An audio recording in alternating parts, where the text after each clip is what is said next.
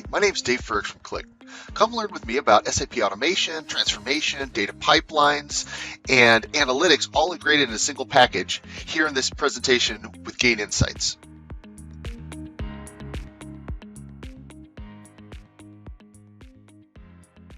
All right, I think at this point I'm going to go ahead and hop into the demo. So I will take control and then I will come back to this slide after my presentation.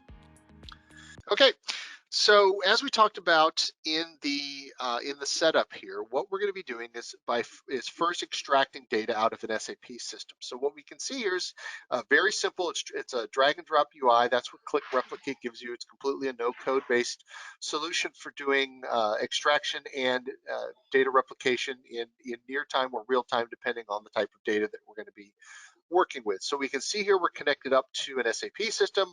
We're pushing this to, in this case, we're going to say Redshift. Again, could be any number of targets that we support. And with that, gives us the ability, as we can see here with endpoint connections, we do have a wide range of sources and we have a wide range of targets. I think we have a slide on this a little bit later that goes into a little bit more detail, but it's very comprehensive from where we start and where we end.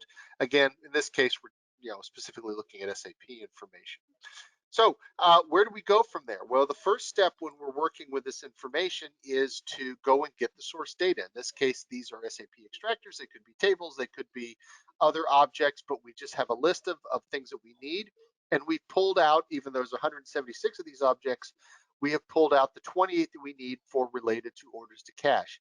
And these are objects related to customer, employee, accounts receivable, materials, all the hierarchies associated with materials, sales organizations, and then a whole bunch of fact information around sales documents, sales headers, and billing documents, billing headers, open sales orders, shipment status, and a bunch of different entities that are sort of tied into and describe the orders to cash process. So like I said, there's about 28 of those different objects. If we went against SAP directly, which was an option, it's around 90 tables or so. So the extractors do buy us a little bit of a boost in not having to replicate so much raw data, but it doesn't really matter. Now that's the start of the process. And what we can do at that point is if we decide that we need to do any additional transformation or manipulation of the data, the Replicate does have the ability to come in and add transformations, to add in calculations, to do operations, to add functions. So we can, if we need to, add in, this is an ELT engine, so extract, load, and transform. If we do need to make some transformations in line, we can do that. And that's really depending on the use case. But as we mentioned a little bit earlier, one of the things that is very important about what we do with Replicate is the DDL propagation. So I just picked raw information from SAP. And raw information from SAP only has 3 data types. It has DATS, it has NumC, and it has CAR. So date, number, character. That's it. Well, that's not really compatible with what we look at in a real database. So the good news is that Replicate looks at the data and does those data type conversions automatically, creates the DDL, and populates creation of the schemas and all the columns and all the tables and everything that you need. And that's just automatically part of the process. You don't have to do that in separate and distinct steps like you might have to do if you were using something like ADF or you were using something like AppFlow. So it's a really nice boost in the process to do that. So we can see here that I don't necessarily know what this information was in its raw state, but I can see over here, these are strings, these are dates, these are numerics. It's calculating my floating points for me, and it actually analyzed the data to figure out what it needs to be in a real materialized session. And then that's it. We run the data. It will kick off. It will load to the system. And it will then go about the process of moving the data and keeping it synchronized with that target system. So that's step 1, getting the data out of a source system, in this case, SAP data, specifically data we need for orders to cash, and landing in something like Redshift. Second stage is where we take that raw information and now we do something to add value to it. Having 5-digit shorthand German codes is good for some people, but not really for a business analyst. If I'm trying to look at, what is the cost of goods sold for my company, looking at something like a KUNNR field doesn't really do a lot for me. So what do we do inside of Qlik Compose? Well, we take that raw information, and if we take a look at, for example, that AR, maybe not AR, we'll look at something like the sales item detail. So that would be my VA item. And what we do is we take that raw information that is that's coming out of SAP, and we start adding color to it. We start adding definitions, business-friendly definitions. So that KUNNR, some people might know what that is, but it's a lot easier if I call that sold to party. That's a lot easier to read than KUNNR and having to go look up some dictionary somewhere. So we add in the metadata to this process to help color and make it friendly for the business analyst. The next step is that we go ahead and we model the relationships. So, SAP is complicated. I'm sure I'm not surprising anybody by mentioning that. And so how do these processes interrelate? How do sales documents relate to sales, open sales orders? How does that relate to billing documents? How does that relate to shipping documents? How does that relate to orders receivable? What different dimensions do I need to color that information? I may be very interested in my sales documents about what materials I sold. I may not care about what materials were sold when I'm collecting payment. I just want to know that the order got paid.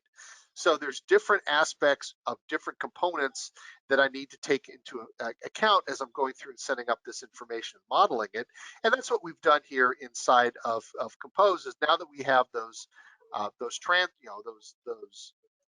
we have the metadata, we have the raw data. Now we're going to start deciding how that information fits together.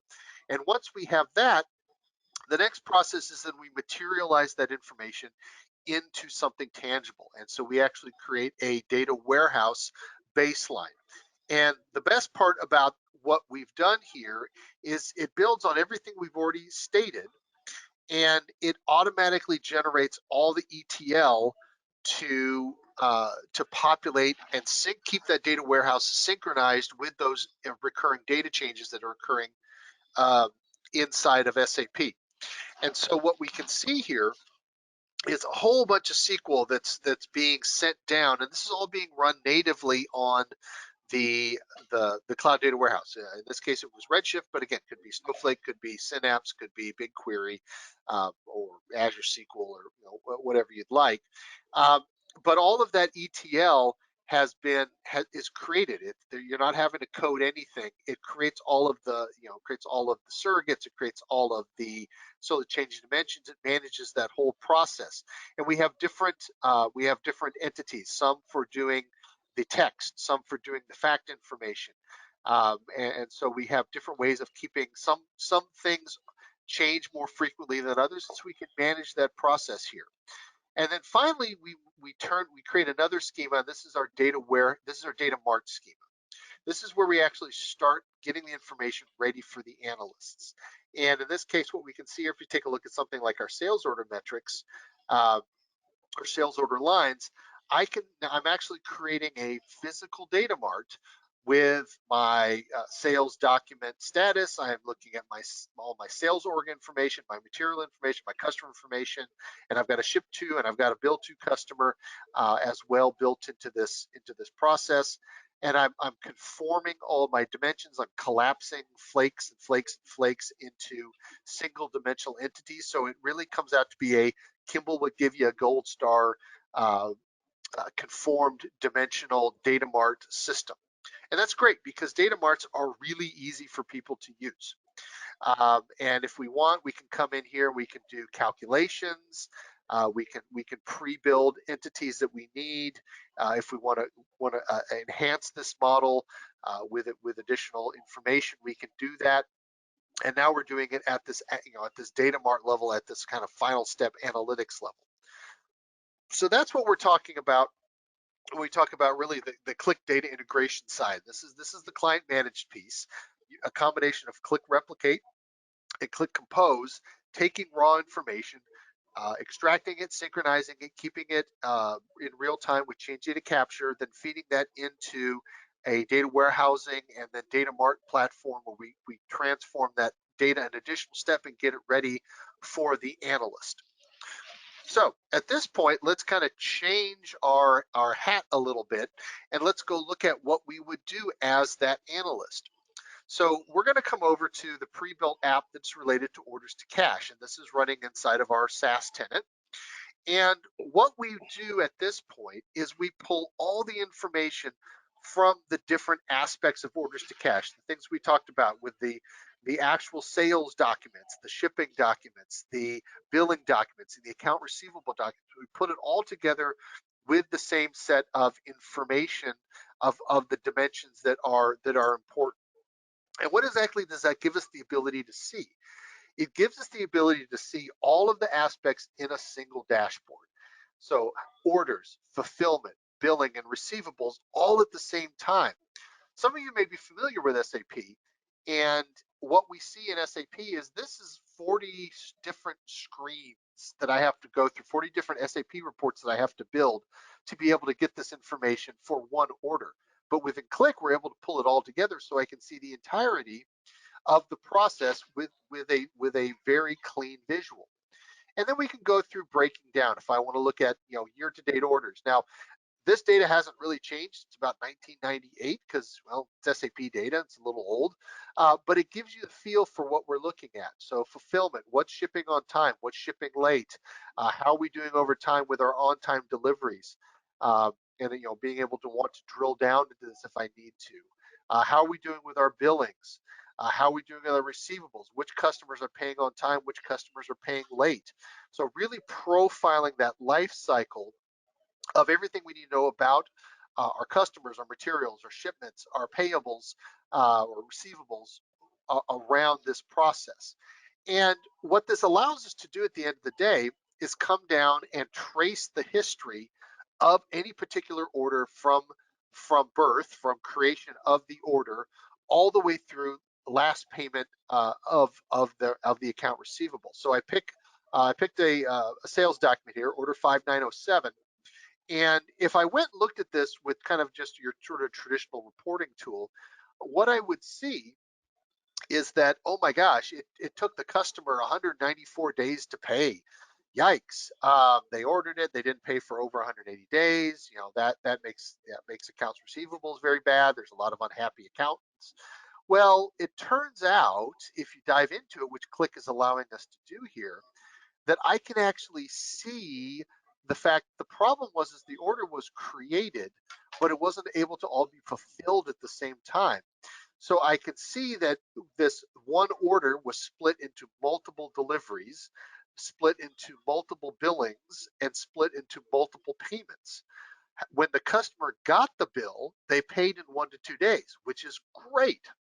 Even though the whole order took 6 months to fill, the customer paid whenever they received their material very quickly. So that's really good. And you wouldn't always, without something that's able to take all of the information into a single application like Qlik can do, you're not necessarily going to have that depth.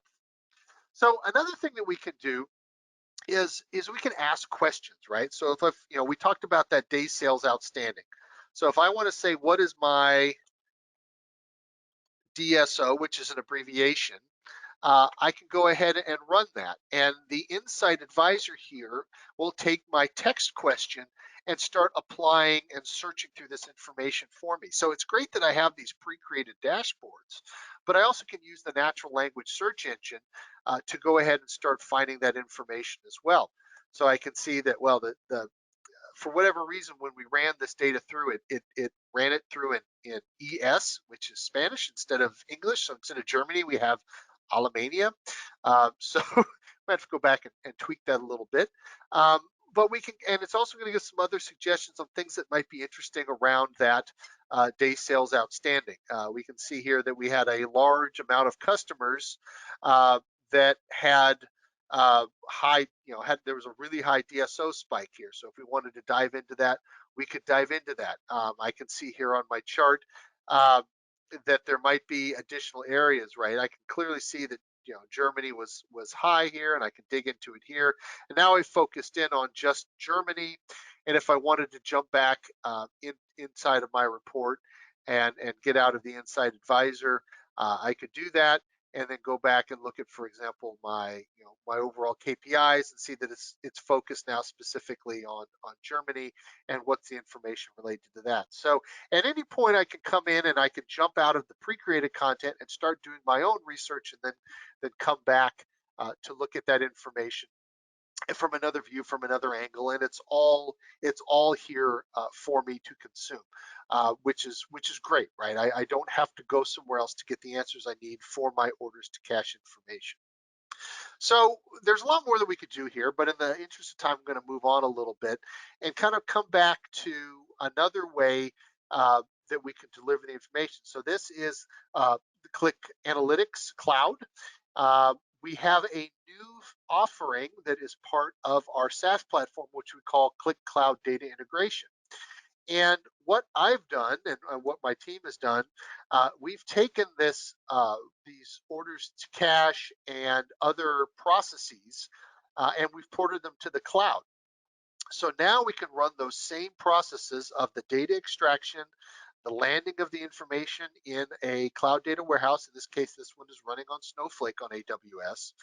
And I can then take my landing information, and I can apply some different transformations. So if I take a look at this, I will see that I've added some rules to rename the tables so that they're readable. OFI AR4 is great if I knew that was finance, but it's a lot easier to say accounts receivable. And so we're making the transformations as we load the data. And the reason why we do some of these things is not, we've made this portable. There are different rules for how BigQuery, for example, you can't have a leading zero in a table name. Same thing if you're working with Databricks. So we have to accommodate, we want to have one model that works for all these different data systems. So we had to do a little design here. Then we come to our storage layer. And our storage layer is a view on top of the landed data where we start making modifications and adding structures. So we start identifying which entities are the keys. We start adding in the metadata to, again, give us those friendly name descriptions that we saw. So this is what it looks like when we ported that compose model into the cloud. It's just a little bit different, but it's accomplishing the same types of things. Now, some other features that we've done here is we have some dimensional entities that are able to be done in real time with live change data capture. Others are trigger based. They are not allowed by SAP to be constantly refreshed, so we have to schedule those. But with this new transformation engine, we can actually take and have those run as two separate processes, one scheduled, one constantly running, and feed them into a common set of dimensional entities. And that actually provides a lot of power because then again, it presents one set of common dimensions for all of our projects to draw from. And another feature that we've added in this engine is the ability to do transformations. So adding push down logic. So if I want to do a pivot of this chart of accounts, so chart of accounts is a financial terminology, and it's got a whole lot of languages. But the way that SAP stores it is, I have a long list of a lot of rows, and I have a chart of accounts, and I have a description, and it's just a long list. Well, that's not great for an analytics user that has to figure out how to use where clauses and filters and stuff like that. So we pivot the information out so that we just have our chart of account number, and then we have it in English, we have it in French, we have it in German, we have it in Spanish. And that way the user can just drag in the column that they're interested in. They don't have to try and do additional reporting. So we're adding a lot of this value add transformation as part of this process, which is great. Anything that can be executed on that particular cloud data warehouse, we can put in here as a transformation layer. So really opening up some of those, ELT, those T capabilities. And then at the end of the day, what we're going to do is we're going to take all of those assets, much like we saw before, and we're going to bring everything together. So I have my same 28 data sets, extractors feeding in here, all with the correct keys. All of the work's been done to pivot the information to make it readable. And now I come in and I build my data model just like I did before. So if I want to understand, sales document header, what are the entities that relate to that? And this is how all the information, flows for, what's leveraging sales document header. Um, and so it's great because we get a whole lot of, we get a whole lot of context. We build a lot of construct. We understand how the information flows and changes. We can actually look at the, at the joins and the relationships and um, how they're actually connected. And so it's a very powerful entity to allow us to create those connections and understand those relationships. Now, once we've identified those relationships and we've got all the data, we are able to create our data mart, which looks just like what we did previously, except now it's all done and being managed via SaaS. So if I want to go look at my sales document line items, I have my sold to customer, my ship to customer, bill to customer, sales document header, currency, sales office, sales doc header, and material. And it's doing exactly the same thing that we did before. What's interesting is now that this is it's all being run through SaaS, which means I can go back to my orders to cash analytics here, and I'll go back and I'm able to take a look at the information and start going and diving into, okay, well, how did this information come from? Where did it, where did it go to? And I can start tracking the history of the information all the way back to the fact that it pulled the information from those data marts, ran some QVD processes, and resulted that into a final application that we saw a little bit earlier. And now I can track that lineage all the way from source to the final target application, including doing things like impact analysis. So we've really added a whole lot of features that make SaaS really interesting when it comes to analytics and cataloging and understanding how these assets flow and interrelate to each other. All right, so just to recap, this was an example of an orders to cash process, extracting SAP data uh, using various methods from Qlik to take that raw data, transform it, process it, get it ready for analytics, feed it into a analytics application, add depth to that, and then fully flush that information out using our SaaS platform. All right, so that's all I had for the demo. I'm going to go ahead and move back and kind of wrap it up with a few more slides before I turn it back over to the main team here.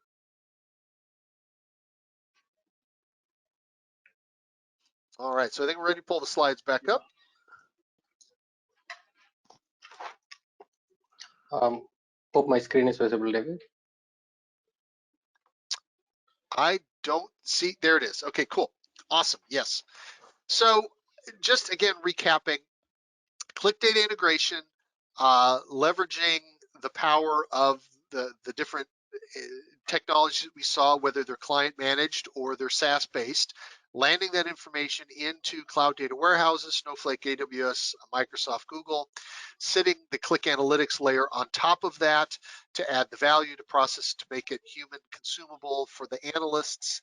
And these applications that we have for the SAP, we call the SAP accelerators. We have them for orders to cash, for financial analytics, for inventory analytics, and they're just prepackaged content. We don't charge for them. Yeah, perfect. We give them away. They're just starter templates for customers and to start understanding the what the capabilities of Qlik are when it comes to data transformation and data analytics. So if you're looking at financial analytics, asset accounting, accounts receivable, GL based, GL totals, GL line item details, accounts payables, and we have a couple of different models in here as far as whether you want really granular or more summary level for both the AR as well as the GL. For sort of the accounts payables, inventory management really focused around stock movement. There are some modifiers that we do if you are using SAP HANA. Orders to cash we just walked through, And then we do have an additional module that we haven't really talked about. It's a little bit different. It's more of a one-off, but it is available, which is also procure to pay. We've seen customers take this information, take these SAP accelerator baselines, and they've been adapted to shop floor analytics. We've seen them adapted to quality assurance and other SAP business functions. So again, they're intended to be a start, a proof of concept, an example of what can be done with Qlik, specifically with a relatively complicated data system like SAP. I think that might be my last slide. Yes. Right. Thanks, David. I'll cover from here. Yeah. Thanks for that.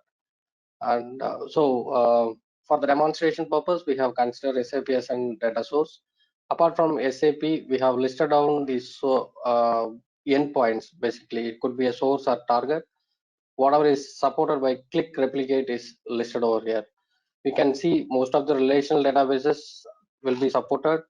The data source with respect to mainframe will be supported for replication. SAP can be replicated. In fact, we have seen the demo, and the demo is especially with the accelerator. Apart from accelerator also, we can directly fetch data out from the SAP system. We can directly touch the base table also.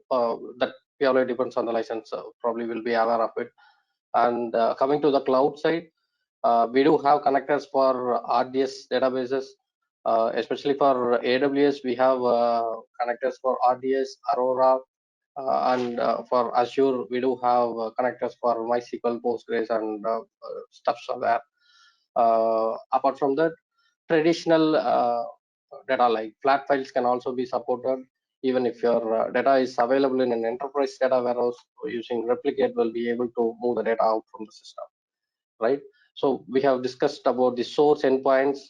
Just moving on to the target endpoints, it will be like most of the source, whatever we have seen, will be supported in the target side also. Meaning data from on-prem traditional database can be moved to a database in cloud, or data from cloud can be moved to on-prem. So both the combinations are possible. And one another thing is, especially with target, will be able to publish data to Kafka as part of Kafka as target. Will be able to create topics, messages, and we can push schema and data along with the Kafka topics. This is something similar to Kinesis, which is provided by AWS, and Event Hub, which is provided by Azure. So we have provided the extensive list of supported source and end target endpoints. With this, we'll like to explain one use case which we have implemented, which means where Qlik replicate is used. This is for this Skinder Electrics. They are having their SAP as source system, and other in-house application and other application for managing their operations. The challenge here was there is no centralized database, and real-time analytics is a biggest challenge to them. So whenever there is a data need, it follows the traditional cycle, right?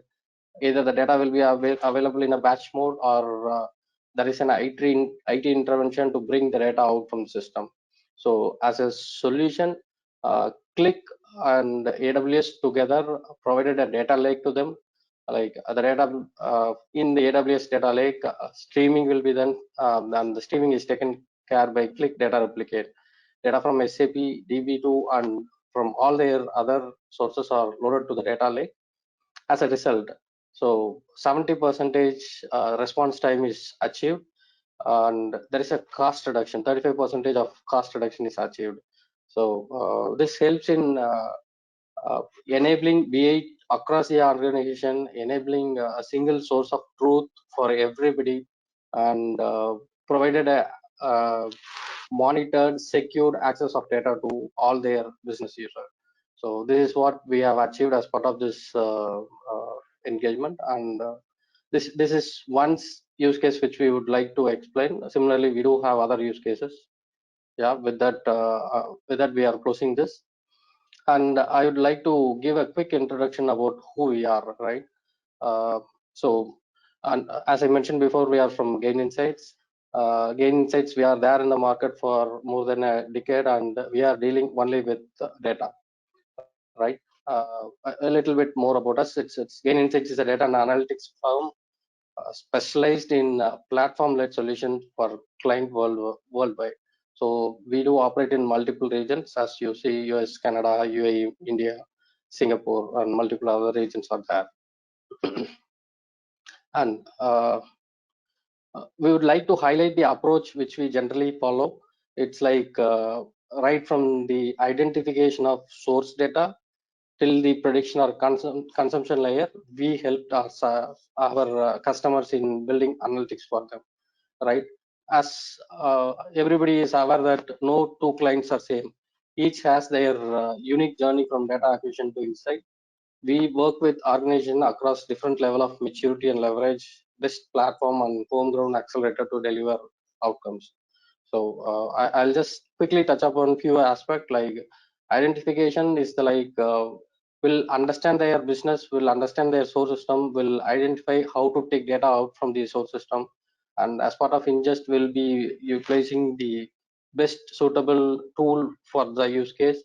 If it is a streaming, Qlik replicate will be used. I'm taking Qlik replicate as an example.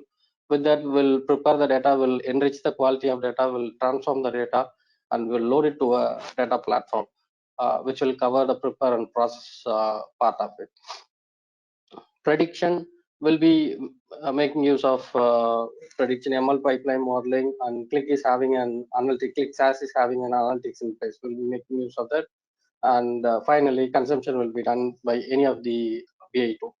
So this is how the entire journey will happen. And with this, we would like to thank everybody for participating.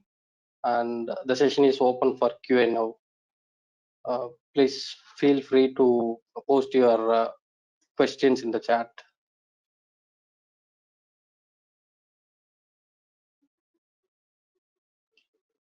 Yeah, we got a question like, yeah.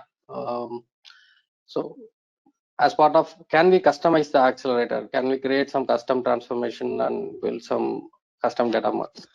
Yeah, as part of Compose, we have a capability to create custom data mart. In fact, we can modify the data mart which is provided as part of accelerator. So both are very much possible. And one more question is like, if we need to take data apart from what is there in the accelerator, can we take? To answer to that question, it's definitely possible.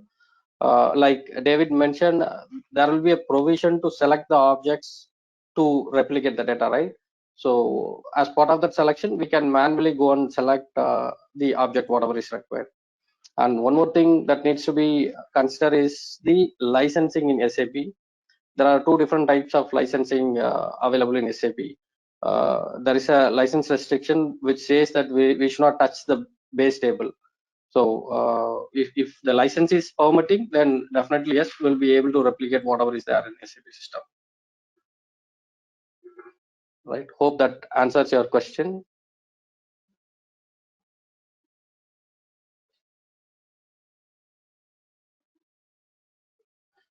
Right. I got another questions like right. The question is like, what will happen if things got failed? If the replicate pipeline is broken, what will happen? This is a common problem, I would say. This happens in any tool or in any implementation, right? There could be a number of reasons why the pipeline will fail. Maybe due to the source unavailability, target unavailability, there could be issue with the data. So anything can contribute to a failure. Qlik replicate is having an inbuilt configuration to handle these kind of issues. One is like either we can stop the data population, or we can write the record or the error information to a separate table. We can specify the rerun frequency. So anything can be possible. There is something like a global configuration which can be applied across all the tasks. If needed, we can do configuration on a task level also, table level also. Both are possible. Okay. What is the log prerequisite, right? Yeah. Log prerequisite in the sense for each of the source system, there is some specific set of prerequisite that has to be enabled. Let's consider MS SQL as an example. For MS SQL, we need to enable transaction log. Whereas for Oracle, we may need to enable archive logs and redo logs. Depends on the source system. There are certain logs to be enabled and certain configurations to be done. Extensive documentation is available for this purpose. We can do the configuration. In fact, for some of this configuration, steps are also provided as part of the documentation. We can very well follow that.